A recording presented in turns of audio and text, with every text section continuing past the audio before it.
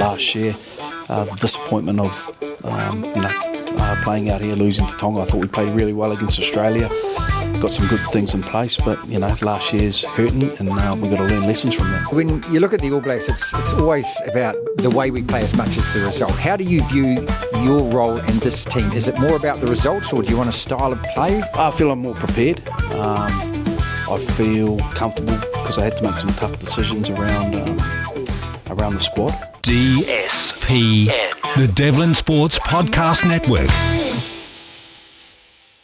Team naming day, 21 Kiwis selected by Coach Stacey Jones, who joins me. Congratulations, mate. It's always a fantastic day, isn't it? Yeah, look, it's pretty exciting. It was very hard to pick, a squad of 21 and had to leave some really good players out. But feel confident in the group that we've picked. Some players returning that weren't part of the squad last year. Some tough decisions that I had to make, well, me and the selectors. Watching you at the press conference, everyone's asking the same questions about allegiances, about who's you've got to be able to select, who you can't select.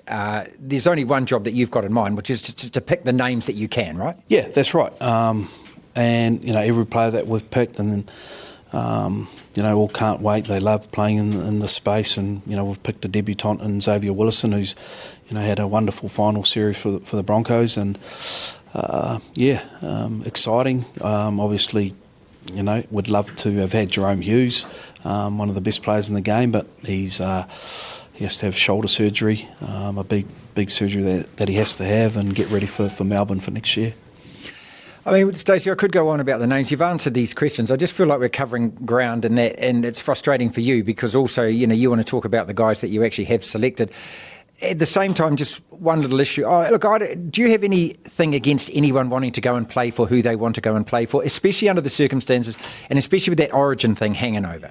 Yeah, look, I feel it's a little bit messy, but I guess that's where, the international game's at the moment. Like Tonga and Samoa, they're powerhouses now when it comes to rugby league. So and the culture and passion that they have around that space. But yeah, look, all I've got to do is worry about who the players that are in our squad who want to be in the black and white jersey. Sitting here in this room, and I don't know how much of the camera you can actually get, but we've got the 30s and 40s behind us. This is a really special place to be. And when I walked in here, I just got a real buzz out of it. I just love those Carlo Park pictures in there, with the crowds and everything else. What does it mean to you when you walk around here just by yourself saying, just breathe in some of this? Yeah, it's certainly a special place. And that's part of what we want to do, this group as well, is celebrate, the players that have been before. It's a big thing, when I took over the team, and I know even the previous coach, Michael Maguire, he was big on old boys, and we'll have to use that for a bit of motivation, and if we can get old boys around the group, be pretty important for us. That Kiwi jersey, that white V, it means a hell of a lot to you, didn't it?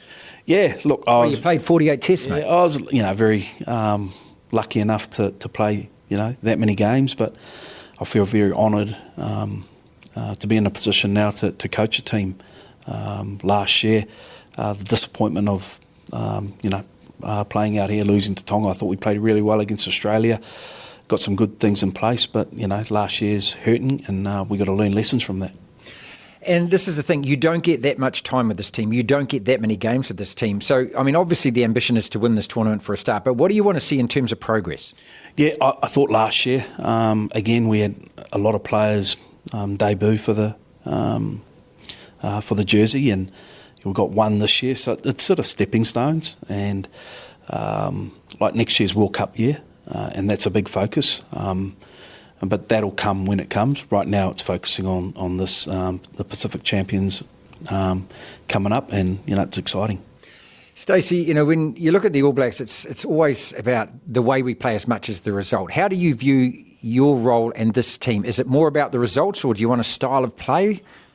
Look, the style of play will take care of itself by the players that are picked, and working, what works for them. In such a small campaign, and you don't get much time together, and only a few games of footy, you got to kind of keep things as simple as possible. And I think with this playing group, a strength of ours is, the forward pack, and then our back line can play a little bit of footy. So it's just making sure that, we don't overcomplicate it. Big games of rugby league are won around effort areas, how you defend. So that's be another big focus for us. So, again, I don't have to overcomplicate it with this group. How do you diffuse the emotion around it as well? Because I know there's a lot of emotion when you're representing your country, and also playing these teams in particular, Toa Samoa and Tonga. There's huge emotion from those guys. How do you actually just prick that balloon? We've got a game of rugby league to win here. Yeah. Look, I think the passion's going to be there. You don't have to motivate them at all. Like when we played Tonga here last year, the sea of red that was there, and that's a learning thing for this group. That physically, Tonga come out in 40 minutes and sort of dished it out to us, and that's a lesson we'll take on board. Samoa will be the same. They'll play a physical brand of footy. So, look, I feel this competition in such a small window could be some of the most physical games of rugby league you'd ever see. The other thing is that, you've got guys that play, obviously, for their NRL clubs. They're used to playing at home. They're used to a sea of their own fans. The Warriors, when, we play here, 25,000, there's a few other jerseys. But we're playing internationals in a Kiwi jersey at home and probably going to see a sea of blue and a sea of red.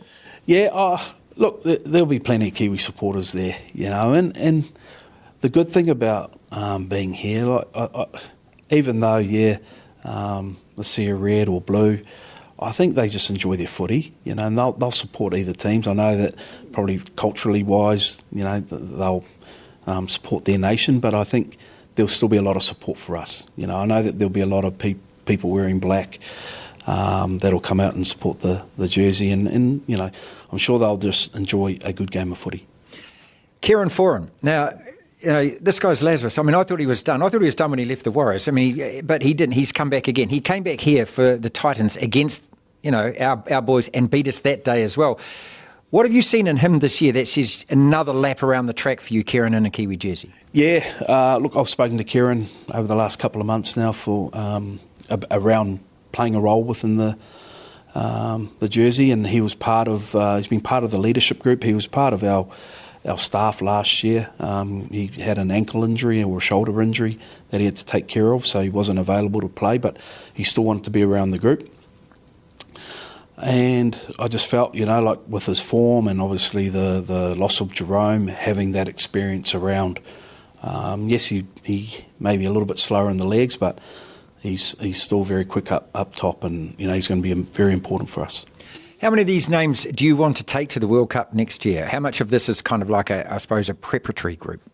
Well, I think every player, apart from Kieran, knowing that he's going to retire, but every player that I've picked, should be there or thereabouts for World Cup, all going well. So, you in a head coaching role, how does that change for you? I'm excited about it. Obviously. I think it's really important that you've got good support group around you. So, and I feel really comfortable with the other staff that we have. Stephen Kearney's done a wonderful job. Did a really good job last year around the leadership stuff, and a bit of a mentor for me. And then, Steve Price and the Cronulla Sharks defensive coach done a wonderful job. Been with the Kiwis for some time now. Nathan Kalis. Just. As a head coach, it's making sure you've got other good people around you that can support you. But ultimately, everything stops with me, but I'm excited. Have you become a better coach since this time last year? I feel I'm more prepared. I feel comfortable because I had to make some tough decisions around the squad. Is that easy? Well, when you say it's tough, it's not easy for you, is it? Not easy, but in a good position. Like last year, I felt we were, we had that many players ruled out through injury and last minute too, where this time around, it was a lot harder to, making sure that I had picked the right squad along with the selectors. So, and I feel very comfortable. When you make these calls, what do you want from the player? Do you get in the player's voice what you want to hear when you make these calls? Yeah. Okay, that's great. Yeah, you do. And that's what it makes it even harder. But knowing, the passion that they have for this jersey and this space, certainly, it makes you feel a bit better that they want to be here. You don't have to motivate anyone for this? No, I don't think so. We're looking forward to getting to camp. Obviously, again, last year's hurting a bit. We make sure that our prep's really good. Again, I feel really good about the squad. It's going to be a ripper of a campaign. International Rugby League still has a massive place, doesn't it, in this sport? I'm an old git. I grew up, I love watching the Kiwis play and been to Carl Park many times to watch them play and things. And I don't know, just for me, there's something really cool about when the Kiwi Rugby League team plays, even though the International Rugby League scene is as messy as it's been for however long. Yeah, look, I think, everyone, getting over what's been a wonderful NRL season, the final series is be up there with the best. That little break, and then this comes, and like I said, this these teams playing this competition could be, one of the most physical games of rugby league that we'll ever see with the talent that's going to be out there. Can I just finish on a quick couple of Warriors questions? What do we have to do to get to that next level again? Making the finals twice in 3 years is excellent, isn't it? But I know that you've got bigger ambitions than this. Yeah, certainly.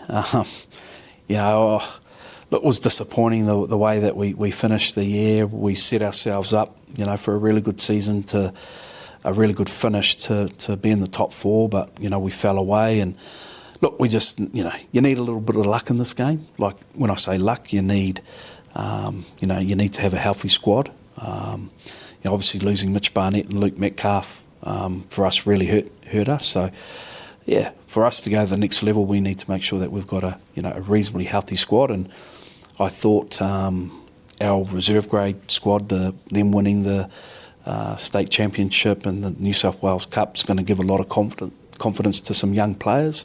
So yeah, we're in a good position. There's no reason why we can't go to the next level. And playing at Eden Park, of course, we've had some famous games at Eden Park, haven't we? God, going back to 1988 and so forth. What does that mean if you run out and see a packed Eden Park?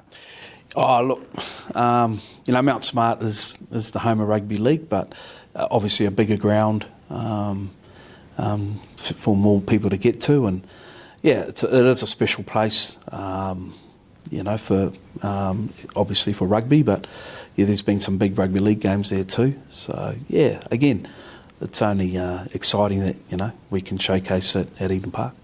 And finally, when you just look around here and you look at, they've got a timeline. You can't see it on the camera here, but they've got a timeline from 1907. And it goes all the way through, including some of the greatest highlights and some of the greatest things that we've won. How cool would it be to actually add another little chapter to that? Yeah, look, there's some big moments up there, eh? Yeah. I love 2008, mate. I mean, everyone loves 2008. Yeah, Nathan Kalis there holding the cup up. So Nathan's a big part of our coaching staff. Some really, really awesome victories there. So it'd be nice to add something to it. All the very best, mate. Thanks, Martin. Cheers. DSPN, the Devlin Sports Podcast Network.